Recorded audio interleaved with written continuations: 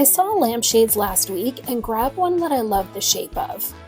I also had some left over at home from other projects. To start this project, I want to paint all of the lampshades green. I've grabbed some craft paint, and the first thing I want to do is water it down. Next, I want to mist the lampshade with some water. By getting the fabric wet, it will help the paint and water mixture absorb more evenly. I have purposefully chosen lampshades with different textures so that they'll all have a different look.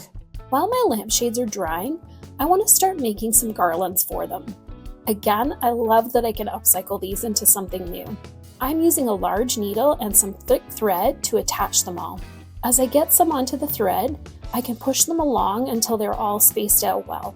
I'm going to start with the pom-pom garland and attach it with a little hot glue on the top of the shade, and once it's twisted around the stacked shades, I can do the same at the bottom where it ends. Next, I want to add my button garland in between the rows of pom-poms.